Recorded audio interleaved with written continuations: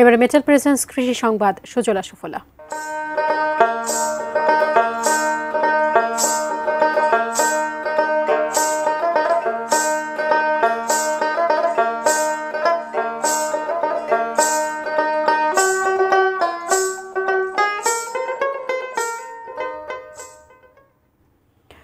দেশীয় আঙুর টক, এ ধারণা পাল্টে দিয়েছেন নীলফামারীর কৃষি উদ্যোক্তা আর মামুন।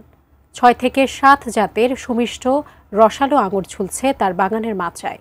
দেশকে আঙুরের আমদানির নির্ভরতা থেকে মুক্ত করতে চান এই যুবক।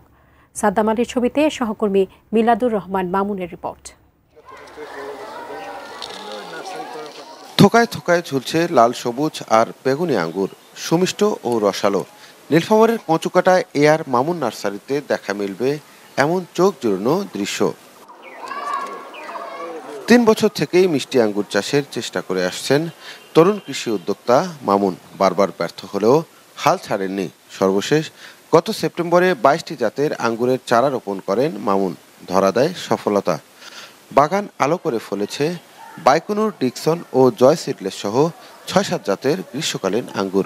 আঙ্গুরের পেছনে আমি প্রায় ৩ বছর ধরে কাজ করতেছি। ২২টা জাত লাগাইছিলাম, যেগুলো রেজাল্ট যেন আসে এই আশায় লাগাইছিলাম এবং সঠিকভাবে পরিচর্যা করেছিলাম বিধায় আমাদের বাগানে এখন আঙ্গুরে ভরপুর হয়ে গেছে।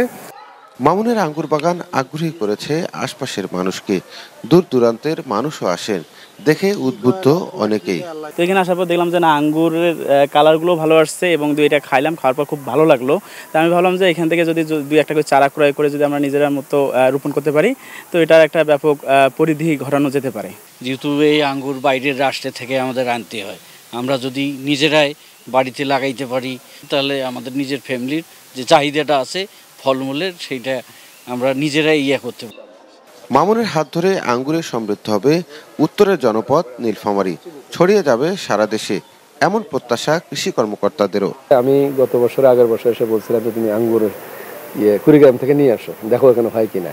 তখন প্রাইমারি স্টেজে ছিল। আল্লাহর রহমতে এবার কিন্তু আমরা এর ভিন্নতা দেখতে পাচ্ছি এবং ফলে পরিপূর্ণ। আমরা খুবই খুশি, আনন্দিত।